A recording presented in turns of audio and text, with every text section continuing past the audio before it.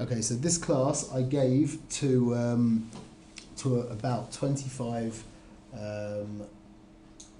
like professional photographers. Some people have been shooting for like 35, 40 years, literally, and they were all blown away by it. It's chiddush after chiddush after chiddush, and it's so obvious, and it's so obvious, but you only really it's only obvious after the fact. Once I've explained things to you, a lot of it is based on writings from an artist called Velasu Kandinsky, who I've probably mentioned to you before. Who what? Yeah, he's one of my favourite artists, and he really delved very deeply into understanding the image, like the graphics of the image. His whole thing was to break away from subject and to just be involved in the raw mechanics, if you like, of the image. His name is Kandinsky. Kandinsky, yeah, there's a lot to learn from him. He has a big fat book. He wrote loads of stuff. He was a lawyer originally. Anyway, okay, so we're going to try and do this quick-ish, but not too quick. Okay, so I've split out. Let's not jump ahead in regards to we're going to stay with the book. It's page 53, class 8. The first and most important, just one more thing I'll mention before I start, is that just like I've done with everything else in the class, building it's like a system, how we learn shutter speed, aperture and ISO, it's the same way we learn, each thing fits together. So too here, we're going to learn all of the elements, all the graphical elements, colours, lines, textures, shapes, etc., etc. We're going to learn all of them in a similar vein, and by the end of it, and I've made a table at the end, you'll see how they all correlate to each other, and it'll be very clear. Okay, be very clear. It feels a little bit difficult to stay on track on top of all of this stuff, and a lot of it is going to be also out of your control when you're on location. Like sometimes they're just on horizontal lines, sometimes the colour's blue and you want red.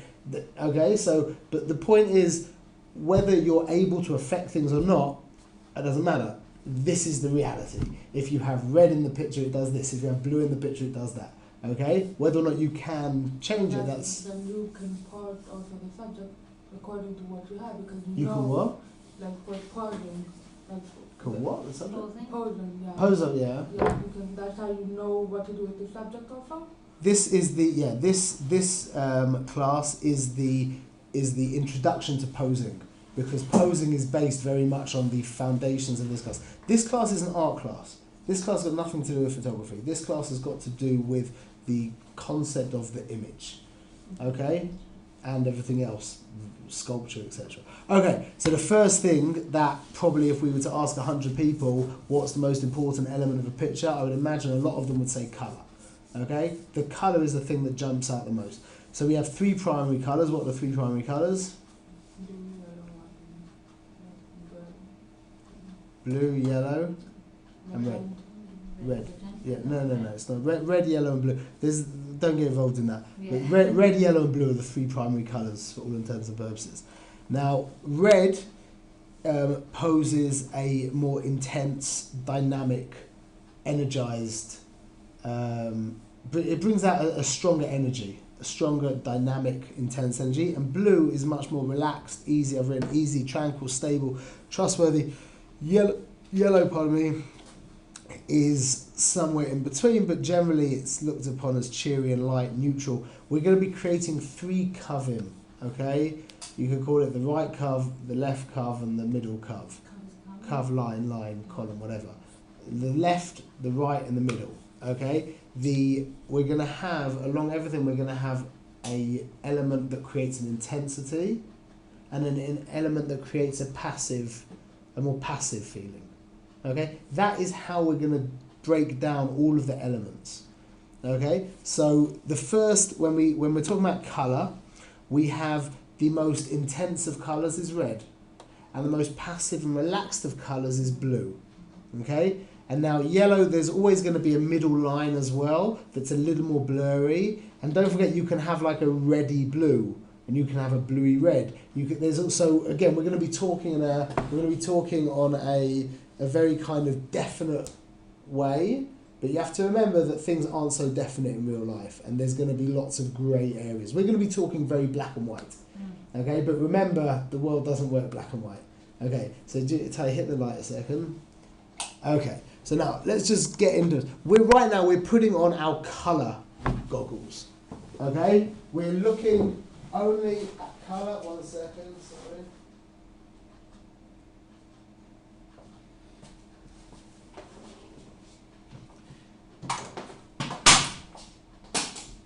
We're looking at this image in regards to its colour, and we're going to see how the reds are adding a more intense energy and the blues are relaxing things. There's a lot of every image is made up of all the elements that we're going to discuss, B'ezrat Hashem, but just to be clear that we're just looking just now at the colour and we're trying to feel what this is all about feeling.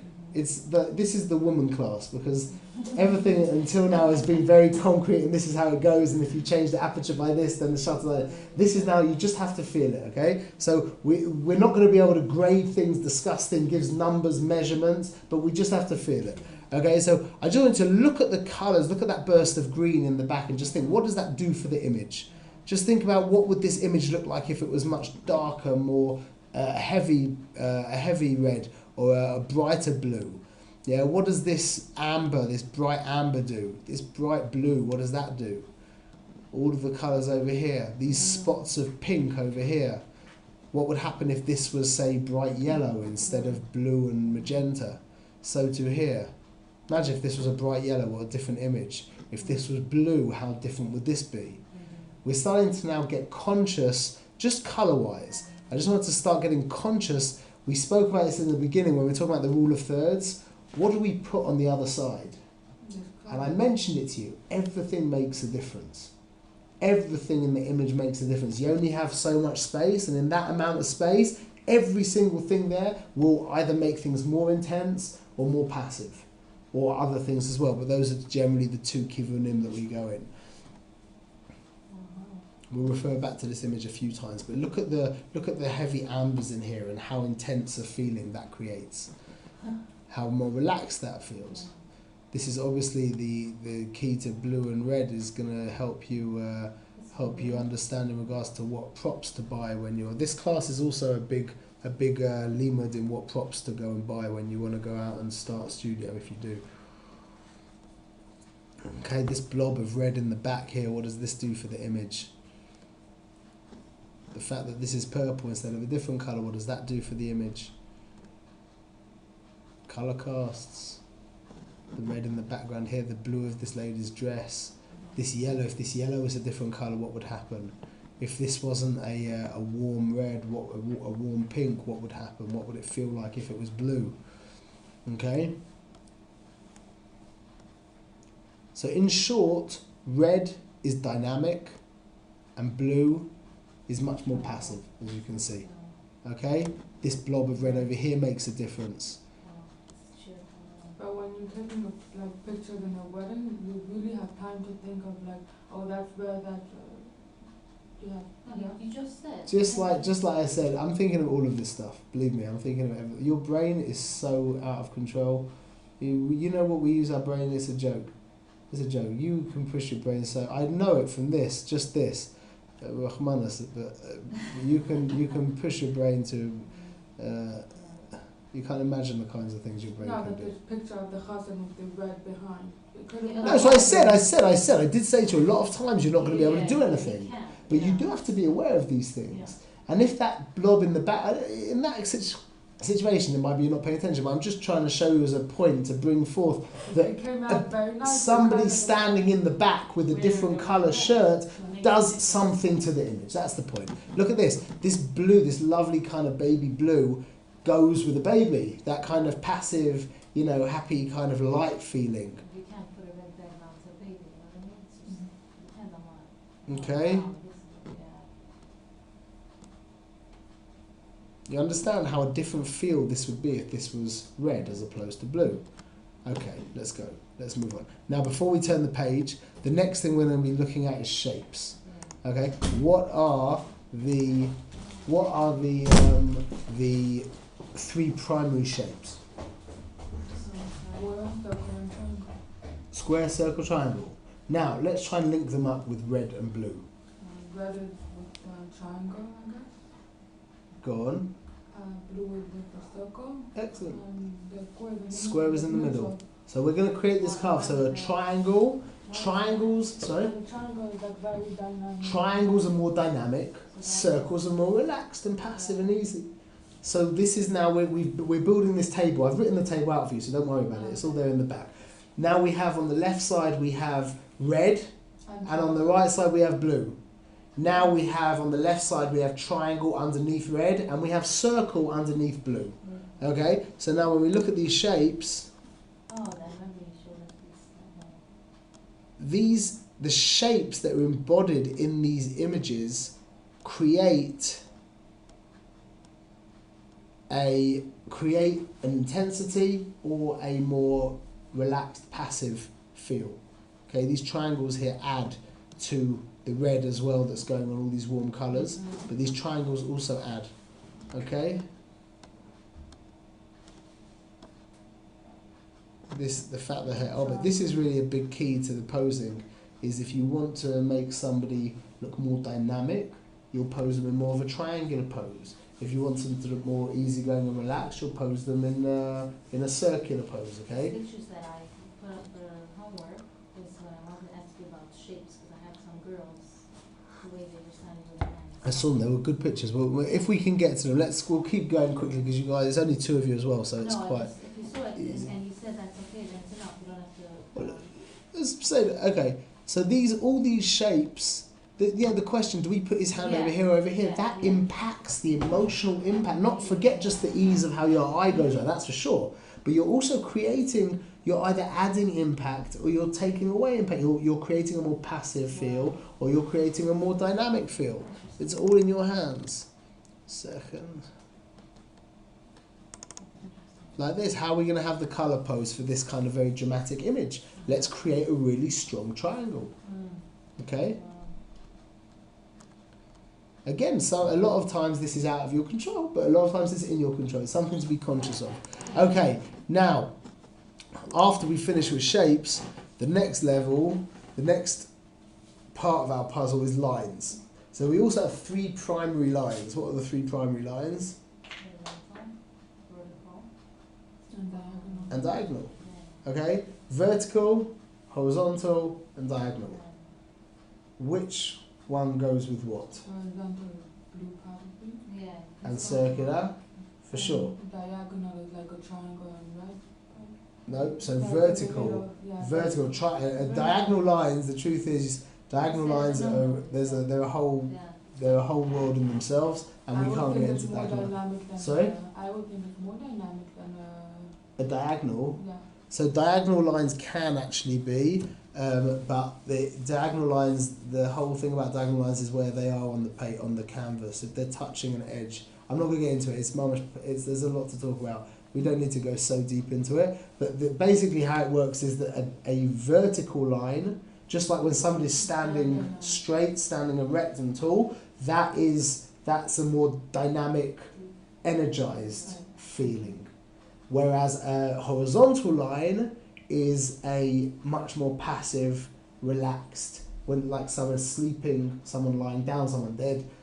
You know, that it creates, so those lines create a difference. And like I said, the diagonal, I'm not going to get too much into diagonal lines, but diagonal lines could go either way, and they could even be more than the other way. Diagonal lines are very interesting. Anyway, so let's look at these lines. So this line here creates a more passive feeling.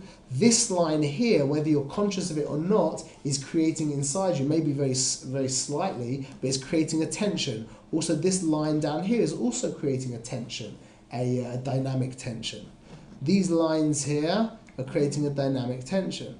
Now, whether you're aware of it or not, you posed it or not, these lines here create a more relaxed feeling, more passive feeling, and these lines here create a more dynamic feeling. Now, we're cancelling each other. I'm saying every image is comprised of a whole world of all of this stuff. Now, if you wanted to sit down and try and gauge it and work it out, you could do something. But the goal is to just realise that all of these points are very important. These lines in the back make a difference. So? Now I see the breaking glass. vertical lines here, vertical lines, horizontal lines and vertical lines, vertical lines, diagonal lines. There's also triangles as well. Don't forget, we're not, we haven't stopped. Right now we've got our line glasses on, but we're still completely involved. There's still, don't forget about, I know I want you to forget about them, but every image is comprised of everything that we're speaking of. Right now we've got our line glasses on, okay? You see how this adds so much energy, these vertical lines add so much energy to what's going on. Strong vertical line here creates tension. This image is full of tension. A lot to do with the subject and stuff, but also a lot to do with this vertical line right down the middle. Strong vertical lines here. So far in this image, we've hit all three boxes so far. We've got red ambers, yeah. We've got triangles, strong triangles here, and we've got strong vertical lines. So you'll see, and it's it's really interesting how it's so like true the whole time, because we're talking about fluffy stuff here, yeah. Like your husbands probably wouldn't be so into they're a little bit. It's like obvious, but it's so true. Even though we can't measure it, it's so true that you'll see. Kima, all of my best images are either on one curve or the other curve. Because usually, I mean, not always, but mostly. That's a good image. Sorry? That's one of the images. Because a good image, not only is everything right on a graphical context, but usually you want it to be very dynamic or very passive. You always want it to be a very, whatever it is. A good image is always very. You understand? Whether it's very relaxing or very energized and dynamic, it needs to be very. So these images, we'll look at some images, but I'm just looking at the images around here. You'll see so many of them tick, if not all the boxes, nearly all the boxes. You with me? There's a very photographer that she keeps on saying that before you go out to a shoot, she scouts the area, and then she comes home and she literally makes boxes of how her scene is going to look. And I was like, She obviously isn't very busy. She's very busy. Well, that's insane. But I was like, I can't do that. I can't sketch how my subject is going to pose and how. She literally has like a box. Okay, the children are going to wear this, that, and the other, and the line is going to be like this. How do you know she's very busy? Because she lives in Muncie, and I know her. She does that for every shoot? Every shoot, and she charges a fortune. So, okay. No, but this I see, the way you're saying it, it's sort of like you have to know it, and then once you're at the... This becomes completely subconscious. It will become completely subconscious until you get into the world of actually being able to. I'll show you actually, just to bring this home. Like, just for example, that line in the back makes a difference. It makes a difference. It mamash makes a difference. 1 second. See, like things like this. These lines in the background as well also make a difference to the emotional feeling of the image. 1 second. There's a really good. These lines. I mean, you can see it, it's all obvious. That's what I'm saying. Once you see it, once you know it, it's all very, very obvious. Now here, once you start becoming aware of it, it's very. I've got an example. 1 second. A good example of this. Here we go. I have a folder. Good. I've given this class a few times. So now, once you're aware of these realities, now, do you see these flagpoles here? You see they're lit up? They weren't lit up. I stuck a flash in the back there because I'm aware of this is outside Binyan Umay. It was dark. There was nothing doing here. This is quite a cool picture. What I did was, because I'm aware of how heavy vertical lines are and what impact they leave, you couldn't see these vertical lines without my flash there. These flagpoles they look like this. You could hardly see anything. Yeah? So I put my flash there, pulled out these very strong vertical lines. I had them posed in a very dynamic kind of pose. And I got my image. I ended up with a very dynamic pose. I've got my back flash in here, which creates this strong triangle. There's other things as well. Whereas here, now in this image, we're dealing with a whole different thing. Although there is the red over here, that does add some kind of intensity to it. But generally we've got these strong vertical lines. Now I put my back flash in not so much to create the triangle like I did over here, but just to pick them out, because without the back flash you wouldn't see them. So I just rimmed them out, and I did it in a way that really kind of tried to, I didn't want a strong shadow like I had over here, you see. So once you start getting really aware of these things and you start to really master all of the technical side of stuff, then you can play, as you can see here, you can play in a way that will really pull things out or subdue other ideas. Also with the shallow depth of field. Or if you've got a shallow depth of field and you're trying to do a passive, a very kind of gentle, nice picture of a kid, and you've got these strong vertical lines in the background, that would be an indication to try and blur the background out as much as you possibly can, coming closer, wider aperture. We've got tools, I've taught you over the past few months, the tools to be able to go with these things and to pull out the colours or to subdue the colours, to pull out the shapes or to subdue the shapes, or to go for vertical lines or horizontal, etc., etc. Okay, let's move on. So this is written on page 54, everything we just discussed there. Now, in regards to textures, we have two kinds of textures and like a lot of stuff in between. Here, let's flip over to page 55. We have, without looking at which goes with which, let's just have a thing. Hard textures and soft textures. It's obvious, yeah? We don't need to say anything. Yeah? Mm-hmm. With colour, Well, let's build the table. So we have red, triangle, vertical line, hard textures. Yeah. Then we have blue, circle, horizontal line, and soft textures. Now, the problem with the textures is that when they're with colours, it's very distracting. So I took a bunch of textures and I took the colours out so we can just look at the textures. You sure you're not cold? You're a bit cold? Let me put the heater on anyway. No, the truth is I would like to anyway do this, because obviously I'm going to work, isn't it? Because I just stole this from my house. No, this one that we had on last week made so much noise. I know, and it doesn't even make it, it's like rubbish heat. These are good. Let's see if this thing makes a difference. It should do. Okay, so just shout out. You guys are such a supposed to just be two of you. It's like a one-on-one class. Fine. Okay. Thank God I love this. It's not just about money. Okay. Look at the. I just want you to call out hard, soft, okay? That's hard. Hard. Soft. No? By the way, I've chosen really difficult things. It's not so passionate. So, what about this? Soft. Soft. Hard. Yeah. Soft. Yeah. In between. Yeah. Also in between. Yeah. Edging on hard, I think. Hard. Hard. That's also hard. Also in between. Soft more. Soft. Soft. That's hard.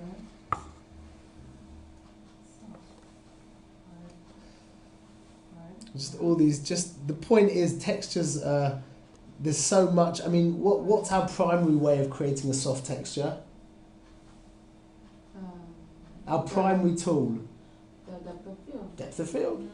Very wide aperture. Straight away we're thinking when we create a soft background, we're creating a soft texture, we are immediately creating a more passive feel. Another thing, what about if I want to create circles in the background? Also. What? Also depth of field. Go on. What's it called? The bokeh. Bokeh. Oh, Bokeh. Why is bokeh so good? We're creating big circles in the background. We create a very soft feeling because it softens everything else, and you end up with big, bold circles. Okay, there is a sub to bokeh that energizes it. We'll talk about that. The colour is also. Well, the colours, that's a different thing. But the hard line. Pictures with the both of the pictures you have were very energizing. Which ones? You had one with the colour and the street. So we'll see. So you're actually that image. Well, there is a side of bokeh which creates an energy to do. It's to the transition. I just find that with the textures, it's also like about the brightness. that sometimes it could be soft. That's the next one. That's the next one. That's the next one. We'll talk about brightness and darkness. The truth is, the brightness and darkness thing is a new thing that I just stuck in. You guys are the first one, because that is very true. I'm happy that you said that, because no one else has ever said that. But for sure. But it does make a difference, because even if the text is like very soft one, it's like Yeah. You're right. You're for sure right. So just looking at images here, we're not going to go too much into this, but just looking at the textures, okay? Mm-hmm. These textures all make a difference. All these textures make a difference. I mean, you're aware of it. You're just seeing these textures very quickly, and you're clear on what kind of difference these textures make. Okay, so now a new part of the class is brightness, in regards to whether it's dark. A dark image goes with where?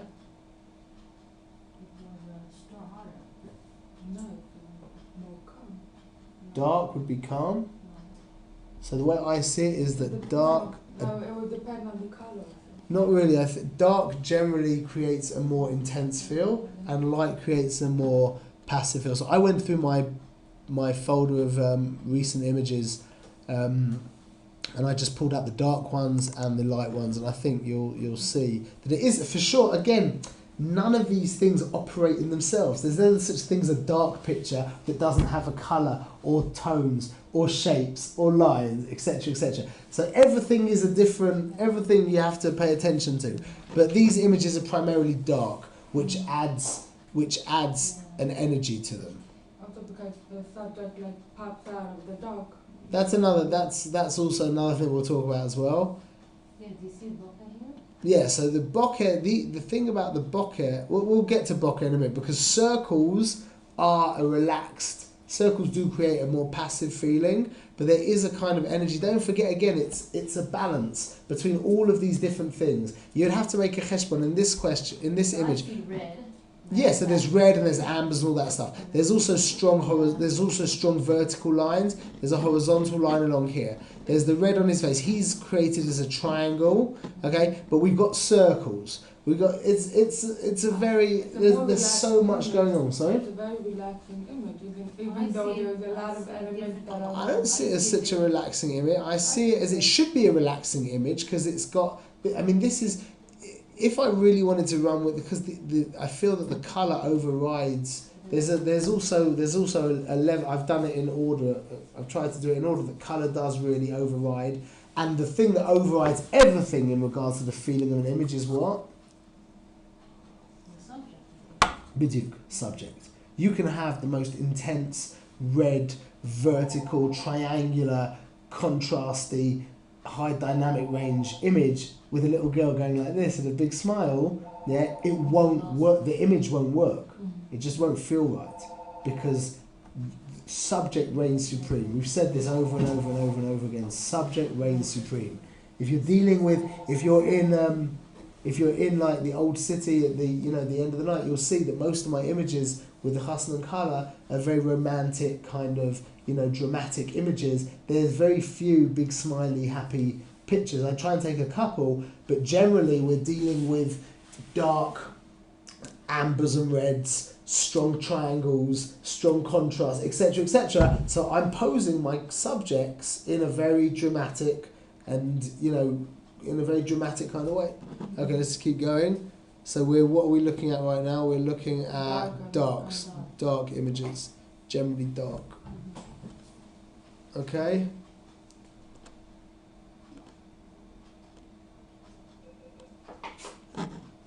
Okay, and then just to look at a few light images. Do you see the difference? It's a whole different world. It's for sure splits down into the darks. Dark is more intense, and the light is more passive. Just pay attention to things like this. Look how perfectly placed she is in between that. That wasn't chance. Yeah, this stuff doesn't happen by chance. You have to be aware of things like that.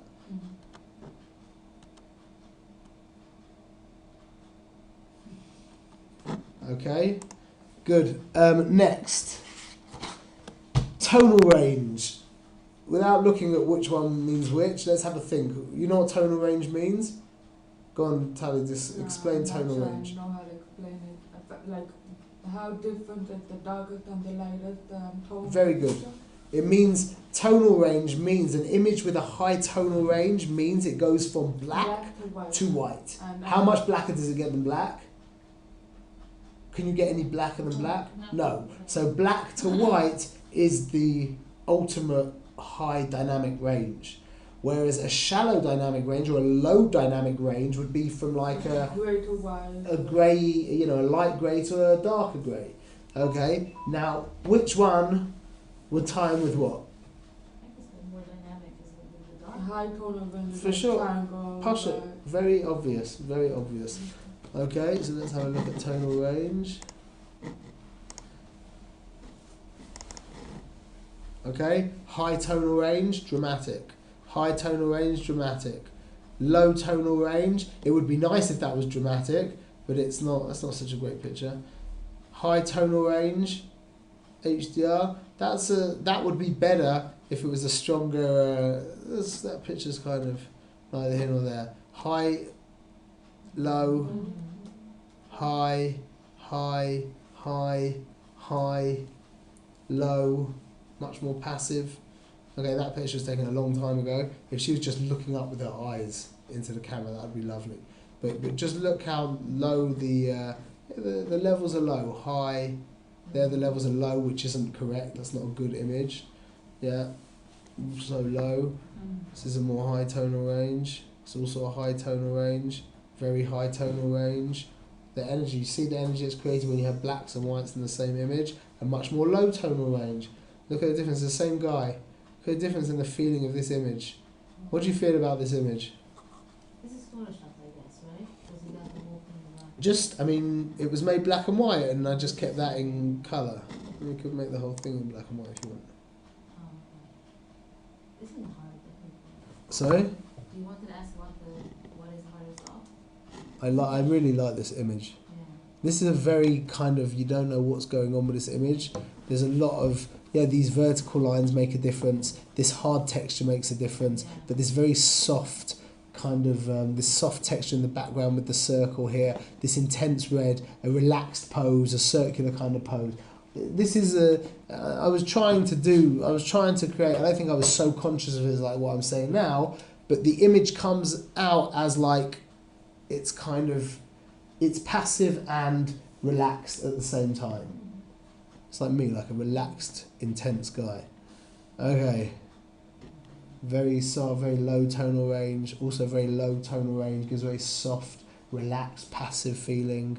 That's a little higher, gives a little more intense feeling. That's more intense. It's quite intense, but it's also generally it's low. That's a very high dynamic range, very intense. Very intense. A silhouette by definition is intense, because that's exactly what we're talking about here. But in fact, the next one is really what's to do with silhouettes. Okay, let's go weiter. So silhouettes, contrasts. We have contrasts or gradients in an image.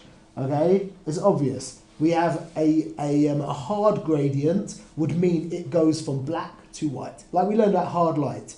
The shadow to the highlight, how long does it take to move from one to the other?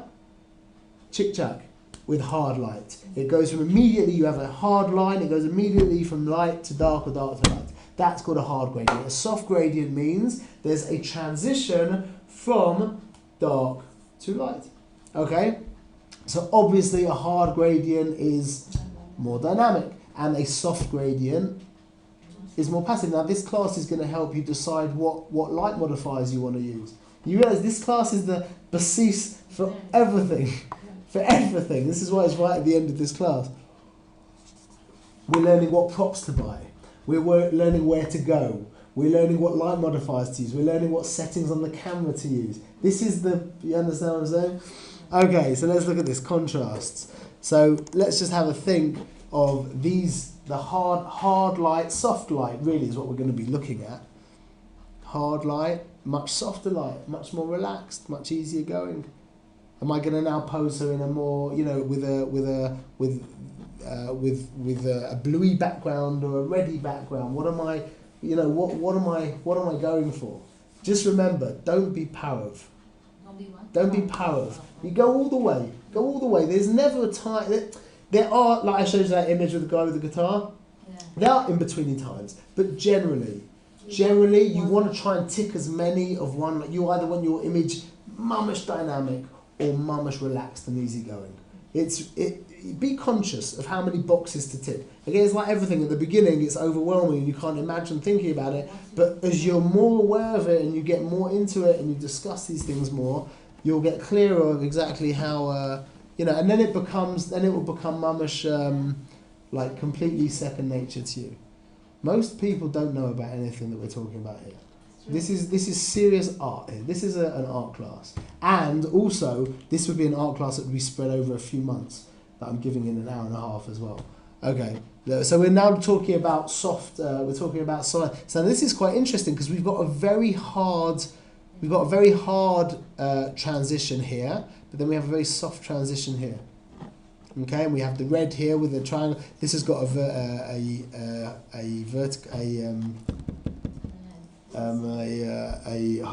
diagonal line touching the edge, whatever. Okay, soft transitions, but we also have hard transitions again. This is hard transitions. This is soft, hard, soft. There is also hard as well, but I was thinking about this area here. The light is not so hard. It's not hard light. This is quite a soft image. He doesn't look in. He looks like. Yeah, he looks more relaxed a little bit. They add a lot of intensity to it. Yeah, for sure they do. Yeah, imagine how much easier it goes. This should be in the vertical line box, in the vertical line folder, because these candles add a huge amount of intensity to the image. This image without that would be a very relaxed image, I think. Very relaxed. Just looking, we've now just got our texture glasses on, okay? Just looking at, sorry, not textures, of the contrast gradients. Just looking at the gradients in the image. It's very soft movement here. Very hard gradients. Don't forget, we're still dealing with colour and shape and lines and textures and dark and light. All of this stuff goes together. Okay, very soft. Now, when we're dealing with very soft light, it's a nice thing. How does somebody look at their most peaceful and their most soft and relaxed when the eyes are closed? So this with hard light would not have worked. However, if I had her put her head down and look up like that through the top of her eyes, like kind of a piercing glare, yeah, that would be a whole different world. And maybe it'd be good to start thinking about using a harder light. Okay, but don't forget as well, so this blob of fire in the background adds that adds something quite real into the image emotionally. Nothing is forgotten in an image. Nothing doesn't make a difference. There's no such thing as something not making a difference to an image. Every image is mugbal by the canvas that it's on, and every single millimetre on that canvas makes a difference. Let's say if the person stands one way and the background was like one of my pictures, is that an issue? If what? Let's say the girls were standing straight, but in the background it was blurry, but there was a mountain, like a diagonal line. I have to see the image. Okay. I have to see the image. We'll see that. Do you sometimes apply the light according to the person's features? Yeah, sure. Yeah. We'll talk about that the next. This is class 8, 9. The 10th class is about that. Oh. Yeah, but yeah, for sure. I feel Like, like sometimes some faces just don't match with. yeah, you have to like wider faces. You have to lie in a way that slims a face. High cheekbones, very pronounced cheekbones. You want to bring out cheekbones. Noses. You can light in a way that if a girl has like a bumpy nose or a big nose or whatever, you can light in a way that will play down the line of the nose. There's all techniques to do different kinds of things. People with like wider faces, like when their faces are wide at the bottom, it's sometimes better to have them putting their chins down. It's a lot to do, not just with lighting, also to do with, even more to do with the posing than with the lighting. We talk about that in the next class, the posing, and then the lighting goes in the class after that.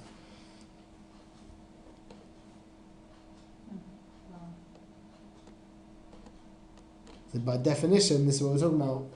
A silhouette embodies a lot. It's very rare that you see a passive silhouette. If we go online and just write in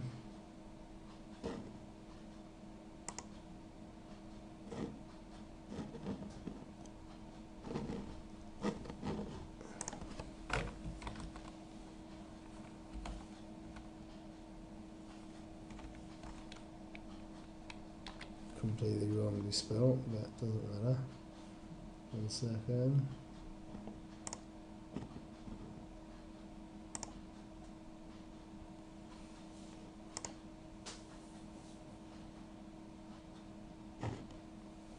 All silhouettes are basically dynamic. Especially when the colours and the background. Yeah, for sure. But forget even the colours. Even when you're dealing with like blues and stuff, silhouettes are dramatic. Silhouettes are dramatic for what we've spoken about. The primary reason is there's a high HDR, strong tonal range, and the gradients which create the lines are very strong.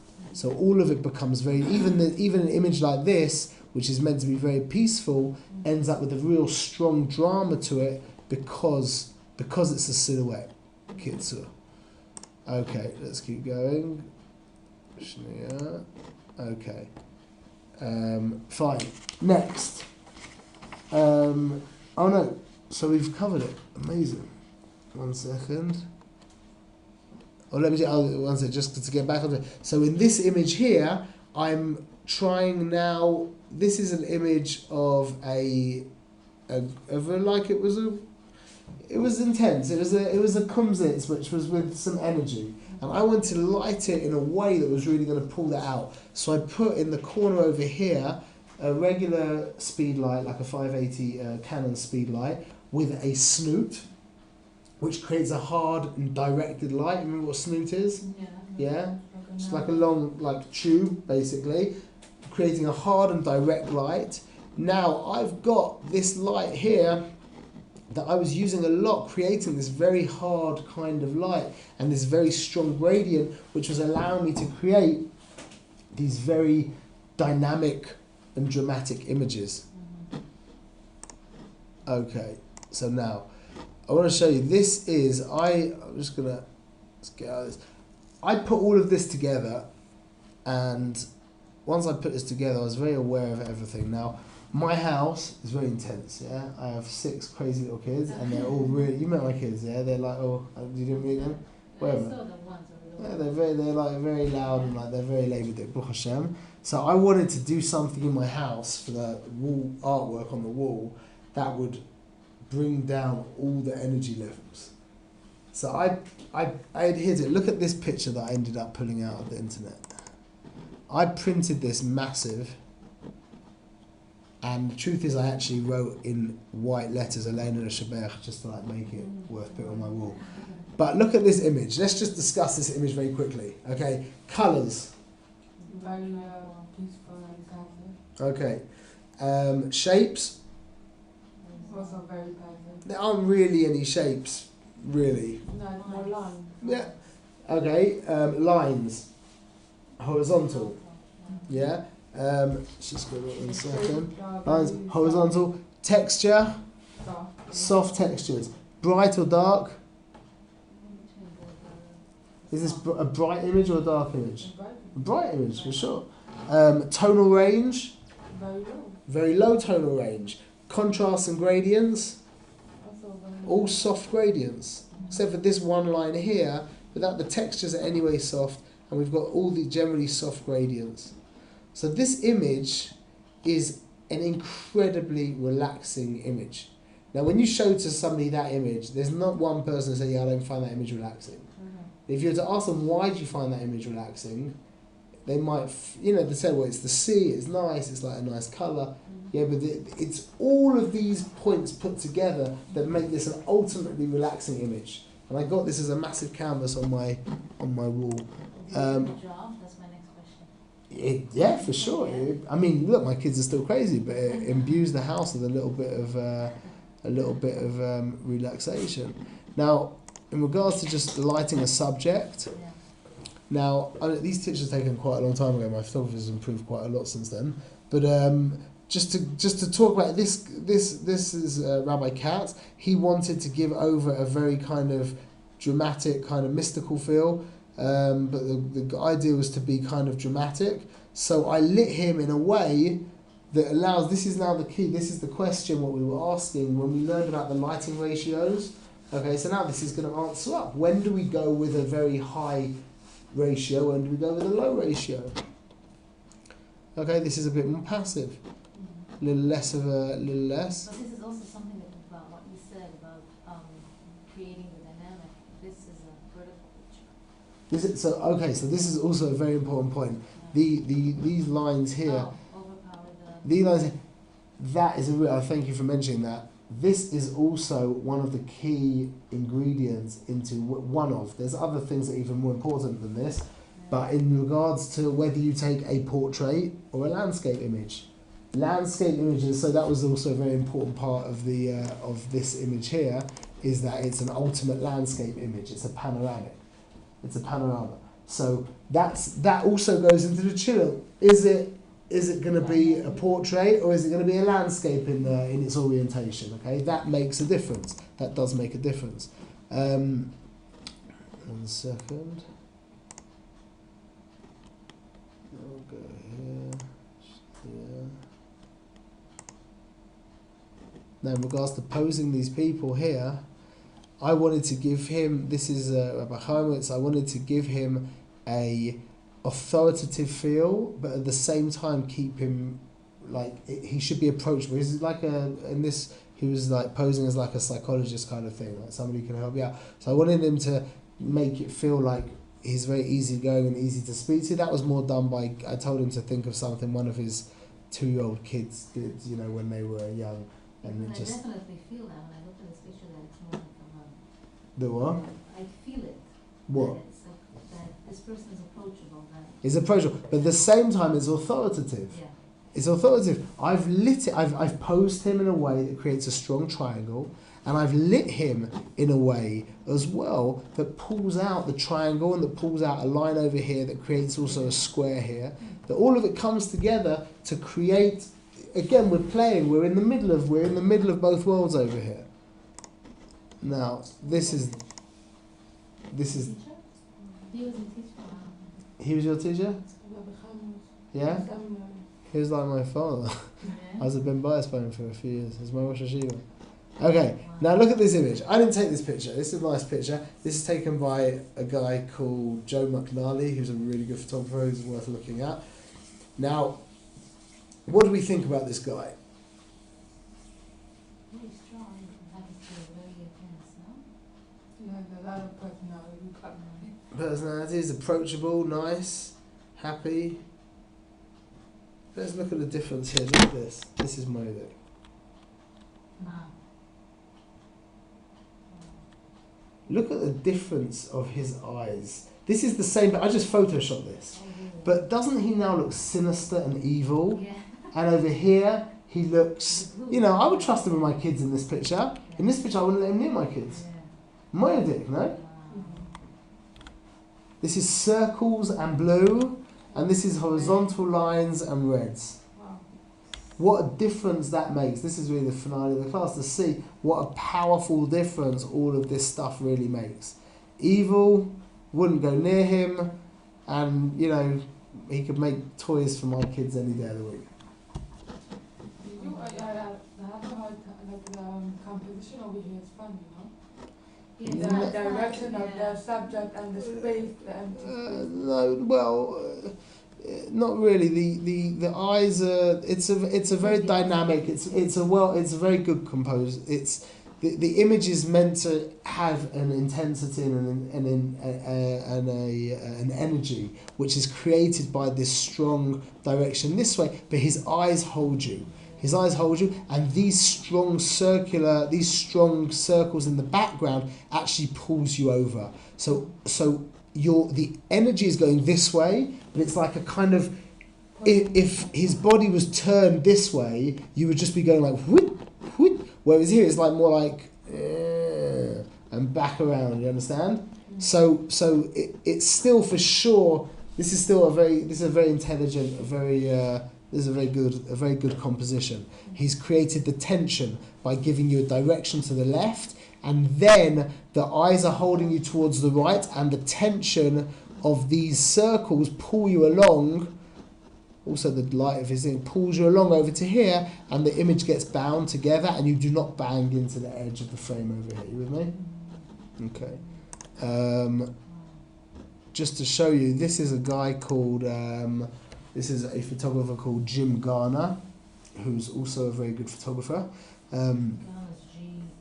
He's in the front. He's in your book. Jim Garner, G-A-R-N.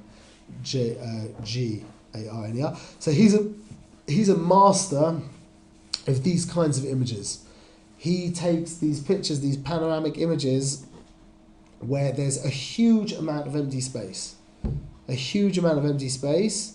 This is like one of his trademark kind of things, and he's very good at using he uses the space in the right way. The way I like to refer to it as, is all this space around here creates a clee in your heart for the subject to drop into. Because really, this is just a picture of these two people walking down the corridor. So why can't we just crop them out?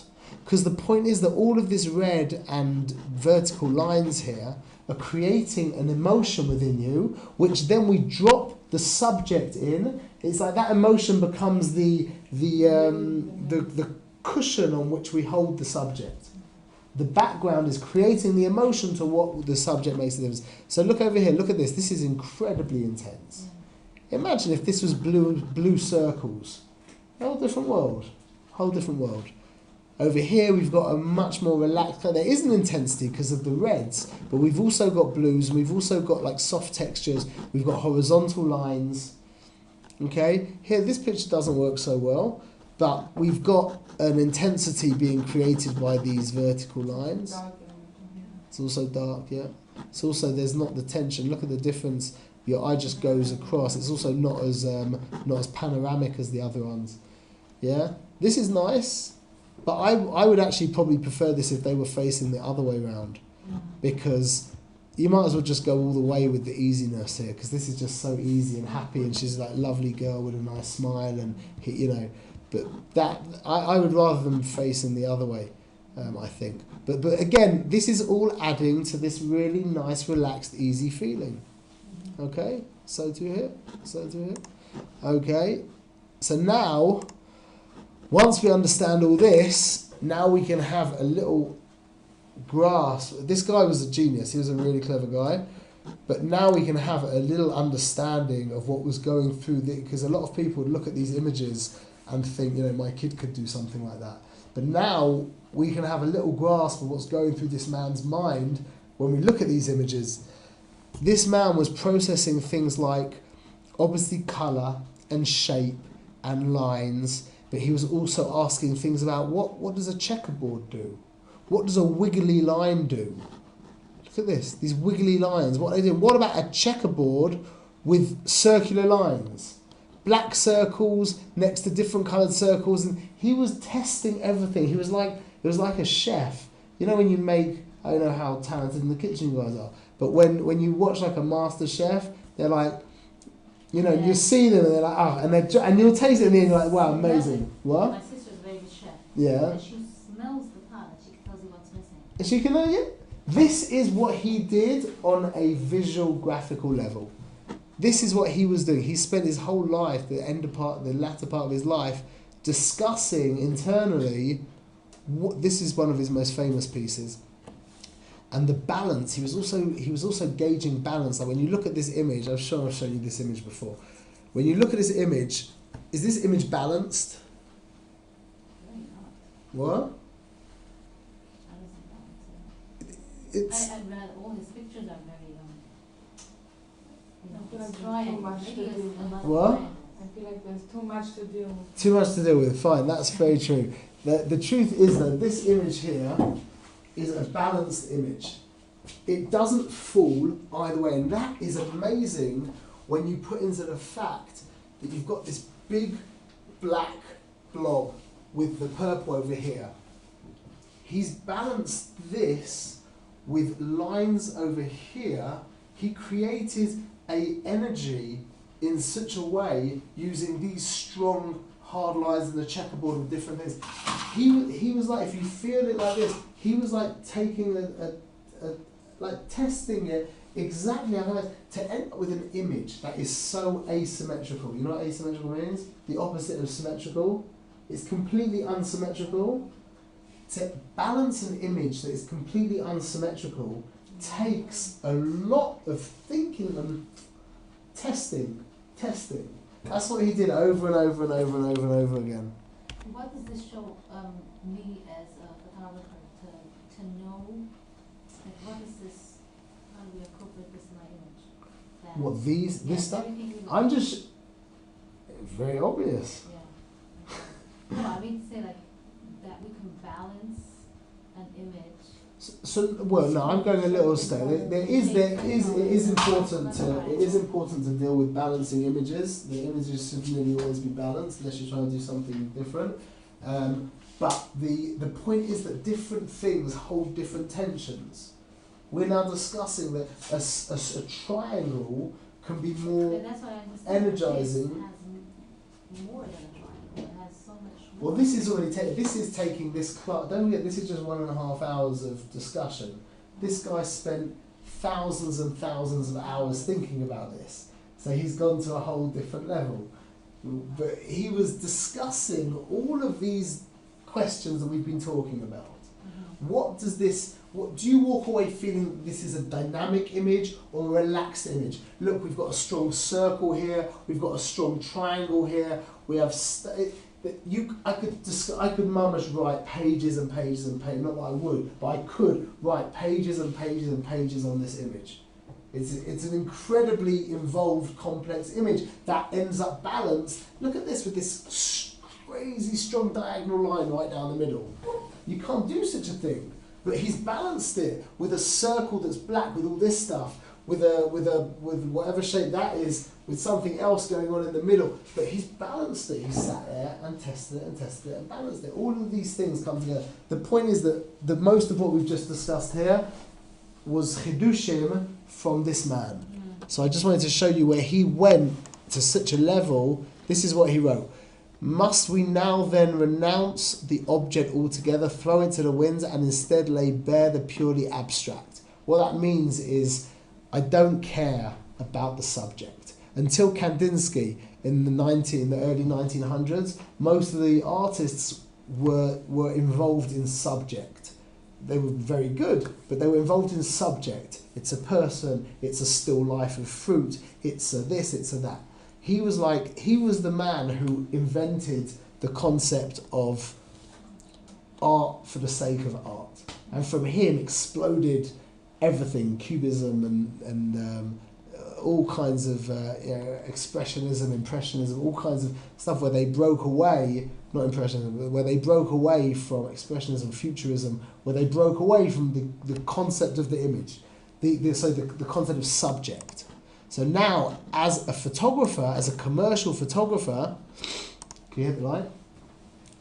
That's how you hit the light. As a commercial photographer, our job is by no means to get rid of the subject. As a commercial photographer, we're all about subject. The question is using all of these tools that we have to either create a very dramatic image, a very passive image, to go with the subject. When you're taking pictures of babies, you're going to make sure that you've got round baskets as opposed to square triangular shapes and things like that. That you'll have more blues as opposed to reds. That you're going to have soft textures as opposed to hard textures. That's the whole thing. Take beautiful baby pictures. You'll see they're all gorgeously relaxed. Let's just test my theory very quickly. Oh, I didn't mean to press that. Yeah. Look at this. Best baby photography. Look at all these images. They all adhere. I mean, the bad ones you can see like that. But look at them. All the other ones, they're adhering to all the rules that we've spoken about. These aren't particularly good images.